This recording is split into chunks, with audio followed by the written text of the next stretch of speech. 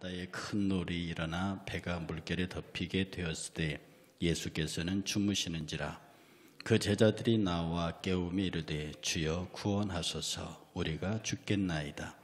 예수께서 이르시되 어찌하여 무서워하느냐 믿음이 적은 자들아 하시고 곧 일어나사 바람과 바다를 꾸짖으시니 아주 잔잔하게 되거늘 그 사람들이 놀랍게 여겨 이르되 이가 어떤 사람이기에 바람과 바다도 순종하는가 하더라. 아멘. 갑자기 예배당 평균 인원이 확 내려갔습니다. 평균 나이가. 청년들 얼굴 보니까 내가 정신이 번쩍 드는데요. 제가 우리 청년 학생들 예배에 가끔 가고 싶긴 합니다만 가면 평균 연령 떨어져서 물을 잃을까 봐 안 가요. 그래 가도 돼요? 고맙습니다. 그러니까 내가 갈 테니까 여러분도 이 어른 예배에 참석하셔서 평균 연령을 좀 낮춰주세요. 그리고 우리 이상범 전도사님 옛날에 학교에서 송리다 하던 실력이 안 죽었습니다. 계속 은혜 가운데 진보 있기를 축복합니다. 우리 이상범 전도사님 학교에서 찬양 리더로 대단했어요. 제가 많이 눈독 들여서 보던 친구입니다. 오늘 본문의 말씀은 이제 우리 마태복음 강의 8장 계속 해오는데 오늘은 이제 어찌하여 두려워하느냐라고 하는 주제를 가지고 말씀을 드렸는데 이건 여러분들이 잘 알고 있는 말씀이에요. 사실은 나이가 많으나 적으나 전부 두렵습니다. 이게 부지불식간에 닥치는 사고들도 많고요. 내 힘으로 감당할 수 없는 일들이 너무 많아요. 그러니 사실은 아무리 의기양양하게 세상을 살아가는 자신만만한 사람이라도 늘 마음 한켠에는 일종의 두려움이 있습니다. 사람들에게 물어보는 그 두려움이 참 이상하겠지만 제일 큰 걱정이 뭐냐 그랬더니 장님이 되는 거래요. 전혀 아닐 것 같죠. 그런데 많은 사람들이 어떤 그 조사에서 첫 번째로 나온 것이 자기가 어느 순간에 장님이 되는 거래요. 이런 참으로 추상적인 두려움으로부터 일상적으로 우리가 갖고 있는 모든 위험에 직면한 우리들에게서 이 두려움을 극복할 수 있는 것은 결코 쉽지 않습니다. 결코 쉽지 않습니다. 누구라서 나는 두렵지 않다라고 세상을 두려움과 상관없이 살 수 있다고 얘기하는 사람은 없고 어떤 면에서 그렇게 말하는 사람이 있다고 하면 그건 거짓말하는 사람이거나 약간 모자르는 사람입니다. 그러니 우리의 형편과 처지와 남녀노소에 막론하고 현재 두려움에 직면해 있는 그것이 돈이든 건강이든 사람이든 뭐든 간에 현재 내가 두려움에 직면해 있다고 느끼는 순간에 우리는 그 해법을 찾게 되어 있습니다. 성경에 배를 타고 가다 풍랑 만나는 사건 중에 예수님과 관계된 게 두 건이 있습니다. 하나는 오늘 본문에 읽은 대로 예수님이 함께 배를 타고 가시면서 예수님은 주무시고 있고 제자들은 난리가 나는 거 하나 있고요. 또 하나는 예수님께서 산중턱에 앉으셔서 멀찌감치 제자들의 배를 바라보시는데 그 제자들의 배가 뒤집어질 정도로 풍랑에 휩싸이면서 그런데 게네사렛 호수, 갈릴리 호수가 왜 이렇게 풍랑이 잦으냐 하면 게네사렛 호수, 즉 갈릴리 호수는 해발 280m에 있어요. 해저. 그러니까 바다 수면보다 280m 밑에 있어요. 그런데 그 갈릴리 호수를 둘러싸은 주변의 산들은 전부 다 고산들입니다. 그러니 이 차이 때문에 갑자기 기온이 변하면 강풍이 생성해서 바다 이 호수 물을 일으킨다. 그래서 종종 그런 강풍들이 일어난답니다. 그런데 한 번의 경우에는 예수님이 그 배에 타고 계셨고 다른 한 번의 경우에는 예수님이 그 배 밖에 있었습니다. 산에 계셨습니다. 기도하다가 예수님이 그 바다 뒤집혀지는 배를 본 거죠. 거기에 베드로가 타고 있고 그때 예수님이 물로 걸어오셔서 베드로가 뛰어내려고 하는 그 얘기입니다. 그런데 예수님이 배 안에 계시든 배 안에 계시지 않든 그건 별로 중요한 것이 아니에요. 결과는 다 풍랑이 잔잔해지고 제자들이 구원받았으니까. 사람들은 자꾸 이렇게 생각합니다. 하나님이 과연 나와 함께 계실까? 하나님이 지금 나와 함께 계실까? 하나님이 지금 나를 도와주실까? 우리 병훈이 사업 시작하면서 하나님 도와주시라는 기도 많이 했을 거예요. 그죠? 하나님 도와주시라고. 하나님이 우리 가게에 계셔 주시라고. 하나님이 여러분의 삶의 현장에 계셔 주시라고 많이 기도한다고요. 그건 저와 여러분들의 인간의 한계를 갖고 있는 한 어쩔 수 없이 내 눈에 안 보이는 것보다는 눈에 보이는 것이 더 편안하니까. 그러나 늘 제가 말씀드린 대로 하나님은 단 한 번도 우리 곁을 떠나신 적이 없습니다. 네. 하나님은 단 한 번도 내 곁에서 떠나신 적이 없고 당신의 눈동자를 내 눈과 맞추면서 당신도 한 번도 내 눈을 비켜가신 적이 없습니다. 비킨 건 내 쪽이지. 도망간 건 내 쪽이지. 그러니 우리가 삶의 현장에 있으면서 인생의 풍랑의 파고는 어쩔 수 없습니다. 그거 없는 사람이 어디 있습니까? 그거 없다고 하면 그게 더 이상한 사람이죠. 그래서 우리 인생에서 풍랑이 일 때에 그런 경험들을 할 때마다 그런 풍랑의 경험이 많은 사람들이 더불어 간증도 많은 사람들입니다. 그 1차적으로 여러분이 두려움이라는 사건 앞에서 생각해야 될 것은 내가 두려움의 현장에 있든지 두려움의 현장에 있지 않든지 관계없이 그는 지금 여전히 나와 함께 계신다는 믿음을 가지셔야 합니다. 가지셔야 합니다. 주님이 지금 나와 함께 계신다. 이 두려움에 대한 반응의 첫 번째 크리스찬의 조건이 뭐냐면 하나님이 나와 함께 계신다. 그러므로 그 어떤 것도 나를 위협할 수 없으며 내 생명은 고사하고 내 머리끝 하나도 건드릴 수 없다. 왜? 그가 나를 지키시기 때문에. 어차피 우리는 인생이라는 배를 타고 갑니다. 그 항해하는 과정에서 무수하게 많은 풍랑을 만납니다. 인생에서 풍랑은 너무 당연한 겁니다. 여러분, 사업의 실패는 너무 당연한 것이고요. 병상에 눕는 것은 너무나 당연한 것이고요. 자식들이 부모들이 쏙썩이는 것은 너무나 당연한 것이고요. 그러니 그것을 나만 당하는 것처럼 그렇게 막 울며 불며 애통해야 하는 것은 하나님 보시기에 딱한 겁니다. 이미 그것은 우리 인생이 출발할 때부터 약속된 것이고 죄된 이 세상에서 그것을 비켜갈 수 있는 방법은 없습니다. 그러니 우리는 가야 해요. 어른들은 다 지나왔기 때문에 다 세상은 그런 거라고 말하지만 젊은이들은 처음 당하는 일들이니까 그게 두렵습니다. 그러나 젊은이들의 가슴 속에 생각해야 될 것은 지금 내가 겪어왔던 것은 아무것도 아니고 앞으로 더 크고 엄청난 파고들이 나를 기다리고 있다. 그래서 그리스도인의 젊은이들에게 늘 제가 드리는 말씀은 그리스도인의 인생은 완성되어 있다. 이루어진 미래다. 그리스도인이 갖고 있는 비전은 꿈이 아닙니다. 그리스도인이 갖고 있는 비전은 이루어져 아무리 많은 환난과 고통의 파도가 온다 할지라도 내 미래는 이미 하나님 안에서 성취되어져 있다. 이루어진 미래. 이것이 오늘 그리스도인들이 꿈꾸고 있는 세상 사람들이 꿈이라고 말하는 우리가 가지고 있는 그 꿈의 사람 요셉은 이미 그 꿈 속에 이집트 총리가 이미 이루어져 있었던 것입니다.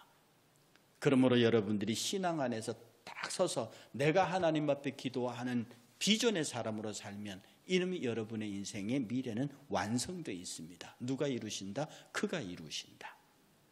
그래서 이 두려움을 극복할 수 있는 첫 번째 길은 첫 번째 방법은 하나님이 늘 나와 함께 하신다. 제자들이 그렇게 고생스럽게 노를 젓고 있는 파도를 이겨보려고 몸부림치는 그 고물에 그걸 고물 삼아 베개 베시고 주무시고 있는 모습입니다.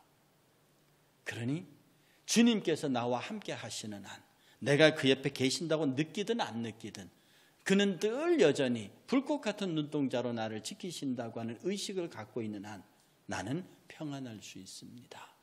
여러분의 자녀들이요, 어머니가 옆에 딱 있다고 느끼면, 어머니가 내 주변에 있다고 느끼면 그는 신나게 놉니다.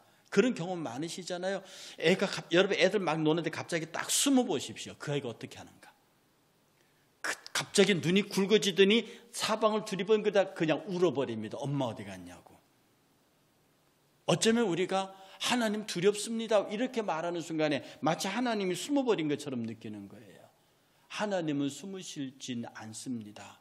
그렇게 보이는 것뿐이지 그렇게 보이는 것은 여러분이 하나님으로부터 눈을 돌렸기 때문입니다.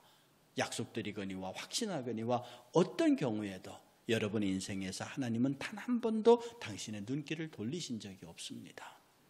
두 번째, 이 두려움을 극복할 수 있는 우리의 최고의 조건은 그가 함께 계심에 대한 내 시인이 있어야 합니다. 그가 함께 계심에 대한 내 증거가 있어야 한다고요. 그게 뭐냐 하면 하나님 앞에 위기 앞에서 기도하는 사람. 하나님이 나와 함께 계시니까 나는 안전해. 그리고 아무것도 안 합니다. 그것은 하나님이 모르셔서 응답하시지 않는 게 아닙니다. 하나님께서 우리에게 기다리는 것은 우리가 어떠한 형편에 처하였는지, 우리가 무엇을 원하는지 하나님은 당신이 우리의 입으로 그것을 직접 들으시기를 원하십니다. 그게 뭐냐? 하나님과의 교제예요. 주님이 하나님께서 천지를 창조하신 가장 큰 목적 중에 하나가 나와 인간이 교제하는 것이었습니다. 그 교제의 수단은 대화입니다. 여러분이 하나님 앞에서 끊임없는 대화, 끊임없는 간구, 끊임없는 기도가 어떤 면에서 여러분이 하나님의 보호하심과 하나님의 기적을 이끌어내는 수단입니다. 자고로 성경의 모든 분야에서 기적은 기도로 이루어졌습니다. 그리고 기도하는 성도들에게서 기도의 역사들이 나타납니다. 그러니 어떤 경우에도 주님 말씀하시기를 내게 구해라. 내게 구해라는 말은 믿으라는 말이고요. 그 믿음이 뭐냐면 내가 너와 함께 있다는 사실이고 네가 기도하면 내가 응답한다는 사실입니다. 여러분, 나이가 어릴수록요 엄마 아빠들이 거기에 귀를 기울입니다. 근데 우리 청년들처럼 크면요 엄마 아빠들이 계산합니다. 아세요? 어린아이들은 계산을 안 해요. 달라는 대로 다 주고 해줄 건 다 해주는데 이것이 대학을 졸업해서 머리가 크잖아요. 그럼 엄마 아빠에게 어떤 의견을 하면 엄마 아빠는 계산을 합니다. 이게 갑자기 왔고 결혼하겠대요. 좋다고 하면서 속으로는 막 컴퓨터 돌아갑니다. 결혼 비용이 얼마나 들까? 어떻게 하자고 그럴까? 엄마 아빠는 계산을 합니다. 아빠, 내 사업을 하겠습니다. 그럼 엄마 아빠는 계산을 합니다. 내가 이거 어떻게 도와줘야 되지? 하나님과 나와의 신앙관계 속에는요 하나님이 점점 더 어린아이가 되기를 원하십니다. 하나님이 우리를 상대로 계산하시면 안 되잖아요. 여러분은 절대로 하나님을 계산하게 만들면 안 됩니다. 그 말은 무슨 말이냐면 어린아이들은 계산이 없습니다. 아프면 아프다 하고 힘들면 힘들다 하고 먹고 싶으면 먹고 싶다고 말합니다. 그리고 엄마는 거기에 응답하면 되는 거거든요. 그런데 스스로 철이 들었다고 생각하면 여러 가지 본인이 계산을 합니다. 그러면 아버지도 같이 계산하게 돼 있어요. 우리가 하나님 앞에 계산하지 않는 가장 단순한 방법은 하나님 앞에 정직하게 내 자신을 내어 보이는 겁니다. 그리고 내가 어떤 위기에 처해 있는지, 내가 어떤 어려움에 있는지. 제가요 초등학교 4학년 때 외갓집을 갔습니다. 저희 집은 경주고요. 외갓집은 영천인데 경주와 영천 사이에 손포라는 데가 있습니다. 거기가 우리 외갓집입니다. 그러니 저희는 경주 약간 외곽에 지금은 경주에 편입됐지만 그때는 건천읍이라고 그랬습니다.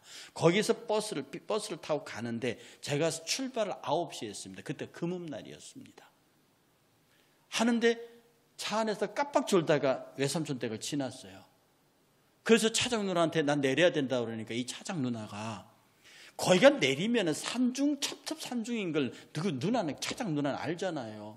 근데 초등학교 4학년짜리가 내린다 그러면 얘 여기서 내리면 안 되고 영천 가서 내려 다시 타고 가라 이렇게 되는데 내린다니까 거기서 내려줘 버렸습니다. 여러분 캄캄한 금은밤에 산을 넘어가던 거기에 초등학교 4학년짜리가 내려 있는데 그거 어떡합니까 그거를. 그 사람이요.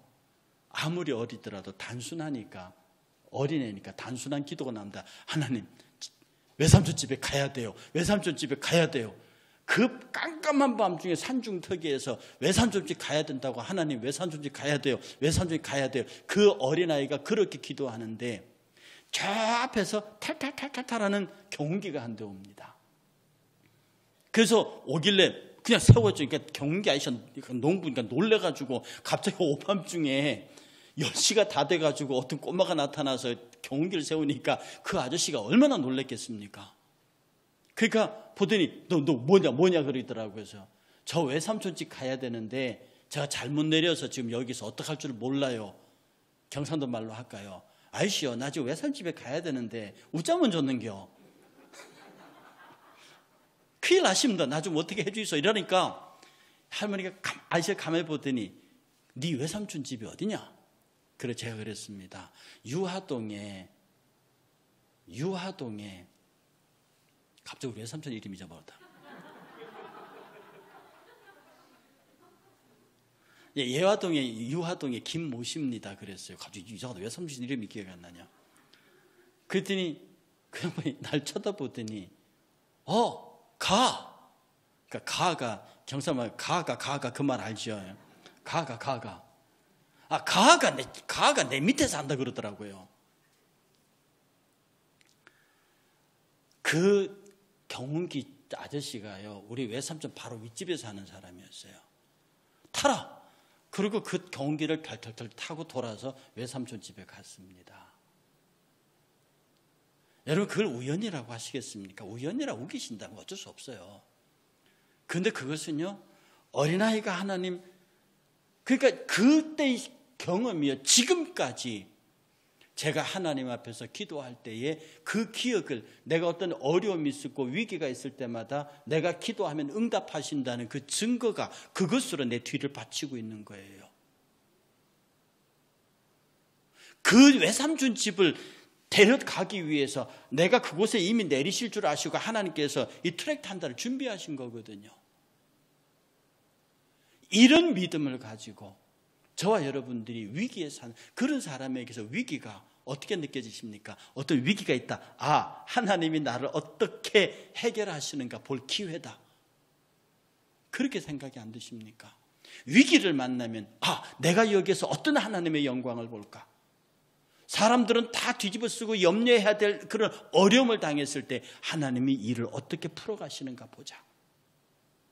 그리고 내가 할 일은 하나님 앞에 나아가서 기도하며 내 사정을 있는 그대로 아뢰고 아버지의 은혜와 능력이 나타나기를 간구하는 사람. 바로 이것이 하나님이 맨날 나에게 옆에 있다고 말하면 뭐합니까? 그렇게 믿으면 뭐합니까? 그 나와 함께 계시는 그분이 능력이 나타나도록 내가 사용해야죠. 주님 표현이 이상합니다만 주님을 당신은 사용하라고 그랬어요. 당신을 사용하라는 그 말이 뭐냐? 당신의 말씀을 사용하라는 거였어요. 하나님의 말씀은 살아있는, 하나님의 말씀은 살아있는 성령의 검입니다.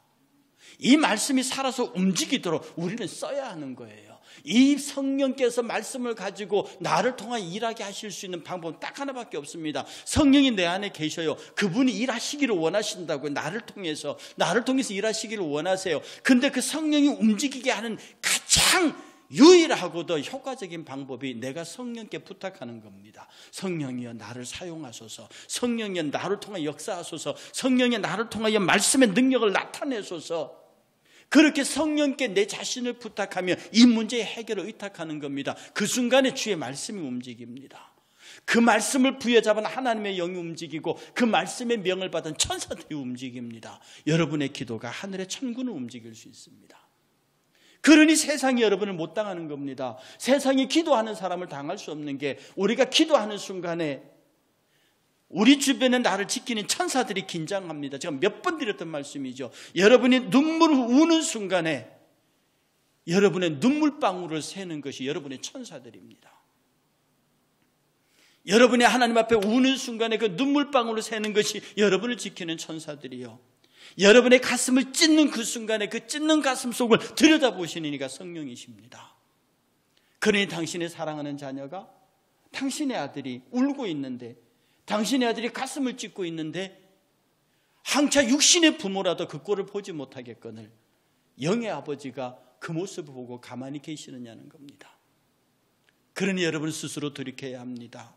왜 내가 일이 안 될까? 왜 내가 아플까? 그러지 말고 내가 내 가슴을 얼마나 하나님 앞에 찢어 보였는지, 내가 하나님 앞에 얼마나 간구했는지, 내가 하나님의 도움으로 얼마나 구했는지 그것을 생각해 보셔야 합니다. 여러분이 정말로 눈물로 치열하게 주님과 만났고 주님 앞에 내가 정말 주께서 말씀하시기에 내 눈물을 주의 병에 담으소서라고 그렇게 말하면서 내가 주님의 앞에 눈물의 병에 내 눈물을 담긴 양이 얼마인지를 한번 생각해 보시라고요. 그 눈물의 양이 많은 사람은 남의 티가 보이지 않습니다. 눈물의 양이 많은 사람은 남의 허물이 보이지 않습니다. 남의 허물이 보이는 순간에 저거 나보고 기도하라는 얘기다라고 기도의 샘이 터집니다. 눈물의 양이 채워진 사람에게서 병든 자를 보면 단순히 불쌍히 여길 것이 아니라 내가 가서 기도해 줘버려서 낫게 해줘 버려야겠다, 그 생각이 들게 합니다. 하나님께서 나로 그 일을 알게 하신 것은 그 일을 해결하라고 주신 나의 사명이다, 이렇게 봤습니다. 그러니 기도하는 사람이 능력의 사람일 수밖에 없어요. 그 기도의 눈물로 가득 차 있는 사람들은 그 눈물이 닿는 곳마다 하나님의 역사가 나타난다고 하는 것을 알고 있기 때문에, 그러므로 여러분들에게 제가 수도 없이 드렸던 말씀이 일단 기도의 양을 채워라. 다시 한번 강조합니다. 각자 여러분들에게는 여러분의 믿음의 크기에 맞는 여러분의 기도의 항아리가 있습니다. 우리 하늘나라에는 여러분의 기도의 항아리가 있다고요.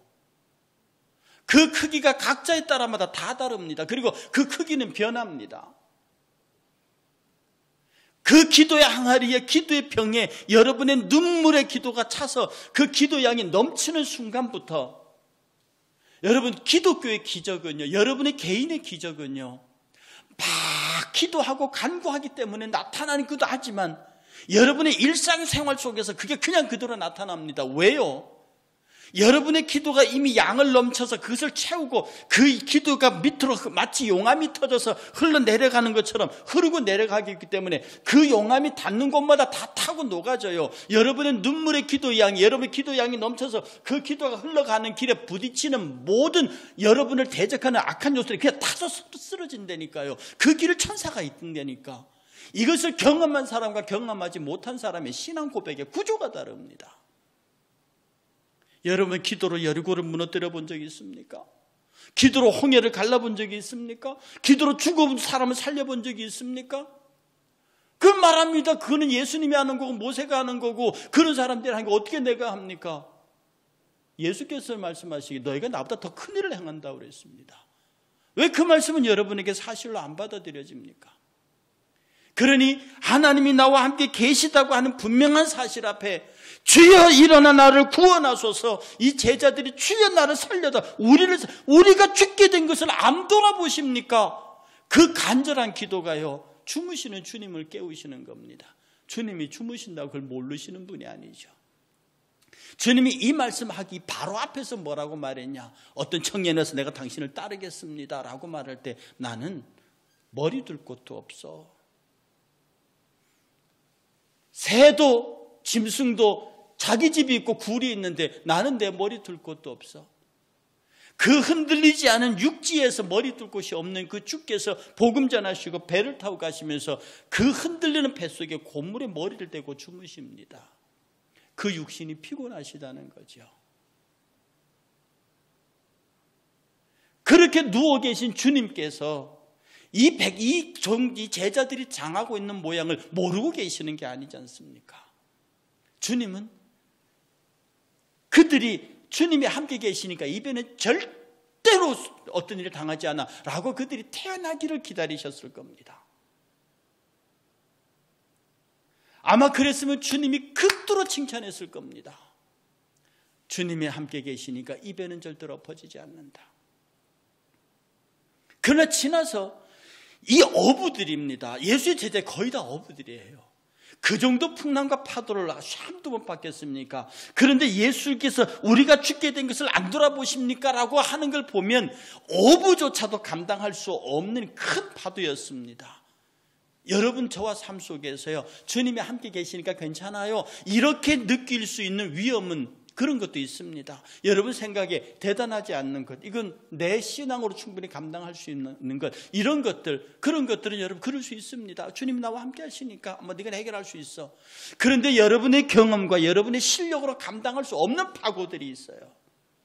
그때는요, 가차없이 깨워야 합니다. 그야말로 무지막지하게 주무시는 주님을 깨워야 합니다. 그 표현이 굉장히 강력합니다. 마가의 기록입니다. 우리가 죽게 된 것을 안 돌아보십니까? 죽게 됐다는 거죠. 실제로 우리에게서 죽게 될 만한 고난의 시절들이 많이 있습니다. 그때 주께서는 말씀하시기를 깨워라. 나를 깨워라. 내가 너와 함께 하겠다. 놀라지 말라, 두려워 말라. 내가 너와 함께 합니다. 내가 너를 지명하여 불렀다. 너는 내 것이다. 이미 우리가 주님의 은혜 가운데 있을 때에 우리는 그 일에 관하여 하나님께서 확신하도록 못을 박아주셨습니다. 그리고 세 번째로 우리의 신앙 가운데서 하나님의 기적의 역사를 이어가는 것은요, 예수께서 일어나셨습니다. 믿음이 적은 자들아. 그런데 이때는 믿음의 양이 적다는 말이 아닙니다. 이 헬라어의 뜻은요, 너희들의 믿음의 질이 나쁘다는 뜻이에요. 그 제자들이요, 조금 전까지 육지에서 어마어마한 기적들을 보고 온 사람들입니다. 그 큰 일을 보고 지금 여기 왔어요. 그럼 이 정도 풍랑이 일어나면 주님 깨우자. 주님은 이 풍랑을 장난할 수 있다. 라고 담대한 믿음으로 깨우는 게 아니라 그들의 마음은 불안과 초조로 깨웠습니다. 주님이 책망하신 건 너희들의 믿음의 질이 나쁘다는, 양보다도 질이 나쁘다는. 우리가 하나님의 의지할 때요, 의심으로, 불안으로 주께 다가오는 것보다 우리 주께서 내 생애 전체를 주장하심으로 지금 내게 이런 어려움을 주시는 것도 하나님의 뜻이라고 받는 그런 겸손함이 필요합니다. 저와 여러분, 평안한 사람들, 인생이 힘들고 고통스러운 사람들도요, 평안할 수 있습니다. 왜? 어차피 세상은 그렇게 됐다는 것을 믿음으로 알고 내가 큰 시련을 당하면 당할수록 하나님께서 나를 극히 사랑하신다고 생각하기 때문입니다. 여러분 아시잖아요. 제가 여러분에게 그렇게 가르쳐 드렸습니다. 어려움을 당합니다. 그러면 하나님 이 어려움을 해결해 주세요. 그리고 다시는 이런 어려움을 겪지 않도록 해주세요. 다시는 내게 이런 어려움이 오지 않도록 해주세요 라고 기도하지 말라고 그랬습니다. 어떻게 기도하라고 했습니까? 어떤 시련을 당합니다. 그러면 하나님 이 문제 해결해 주세요. 그리고 이 문제 때문에 내가 입으로라도 하나님을 원망하지 않게 해주세요. 그리고 이 시험이 끝난 다음에 더 큰 시험이 온다 할지라도 내가 그것을 감당할 수 있는 믿음을 주세요. 이 시험이 끝나고 더 큰 시험이 온다고 할지라도 내가 입으로라도 하나님께 범죄하지 않게 해주세요. 어차피 세상에 일은 시작이 있고 끝이 있듯이 내 시련도 시작이 있으니 반드시 끝날 것이니 이 시련이 끝난 다음에 하나님께 영광 돌릴 수 있도록 내가 이것을 견딜 수 있는 믿음을 주셔서 내가 이 깊은 연단을 거쳐서 정금같이 나오게 해주세요. 그렇게 기도하라고 말씀을 드렸습니다. 하나님께서 여러분에게 시련을 주시고 어려움을 주십니다. 그것은 다분히 테스트입니다.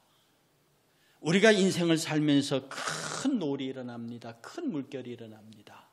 그럴수록 여러분들은 이렇게 기도해야 됩니다. 하나님, 내게 시련 주신 것 감사합니다. 내가 이 시련 잘 극복해서 하나님의 인정을 받게 해주십시오. 그리고 내가 정금같이 나오고 이 시련이 끝난 다음에 또 다른 시련이 시작돼도 그것도 믿음으로 잘 이기게 해주십시오. 그래서 더 큰 정금으로, 더 맑은 순금으로 나오게 해주십시오. 이렇게 내 시련에 대해서 감사하고 나를 지키시는 하나님에 대한 감사함이 우리가 오고 오는 시련을 능히 이길 수 있는 힘의 근원이 됩니다. 하나님이 나와 함께 계심을 믿고요, 하나님의 적극적인 도움을 요청하고요, 그리고 하나님의 내게 베푸신 모든 사랑에 대해서 감사하고요. 그러면 이 삶이 반복되면, 이것이 반복되면 하나님께서는 우리를 보시기만 해도 즐거우십니다. 하나님께서 우리를 생각만 해도 기쁘십니다. 여러분, 하나님 앞에 근심의 존재가 되지 않으셔야 합니다. 저는 이 말씀을 준비하면서요, 두려움, 지금 우리 세대와 우리 삶 속에 이 두려움을 내게서 쫓아내지 아니하면 내가 죽을 것 같은 두려움, 내가 가난해질 것 같은 두려움, 내가 병들 것 같은 두려움, 이 두려움은 사탄이 주는 것입니다. 우리 성경 한 구절 찾아보겠습니다. 성경 시편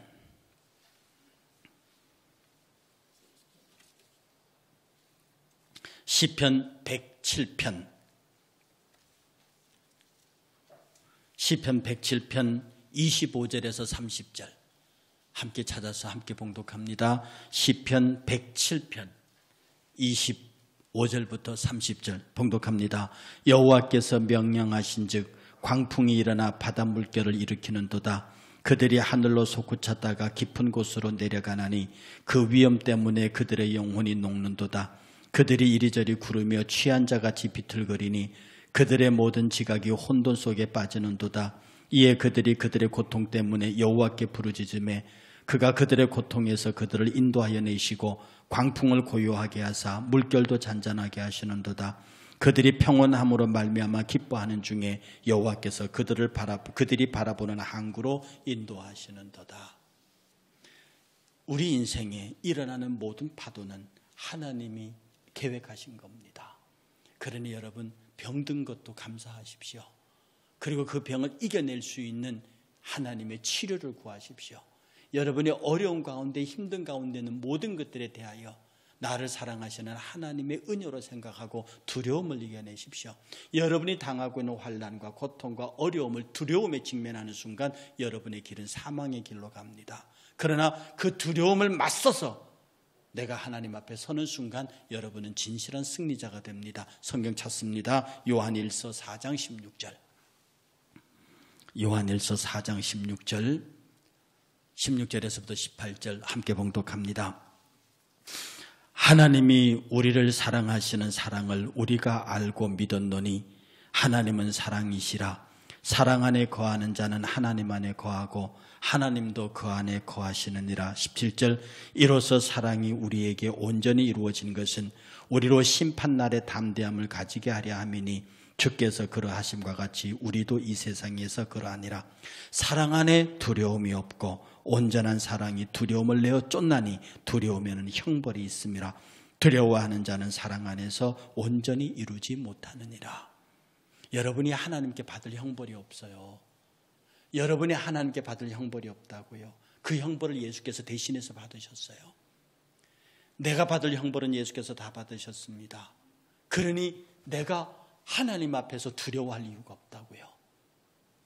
아까 시편의 말씀대로 큰 풍랑과 파도가 일어납니다. 여러분 뜻대로 인생이 되지 않습니다. 나이 든 사람은 그러려 하지만 젊은이들은 그게 힘듭니다. 왜 내 계획대로 내 인생대로 되죠? 내가 왜 내 꿈꾸던 여고 시절의 모습이 남고 시절의 모습이 이렇게 되느냐라고 젊은 날에 한탄할 수 있습니다. 그러나 그럴 이유가 없습니다. 이 인생의 파고를 끌고 가신 이가 하나님이십니다. 그리고 그 파고를 두려워하시면 안 됩니다. 두려움은 사랑을 내어 쫓나니 두려움에는 형벌이 있기 때문입니다. 여러분이 하나님을 정말로 두려워하면 그 하나님으로부터는 형벌에 직면하게 됩니다. 하나님은 두려워하는 존재가 아니라 경외하는 존재입니다. 그를 귀히 여기는 겁니다. 그리고 그를 사랑하는 겁니다.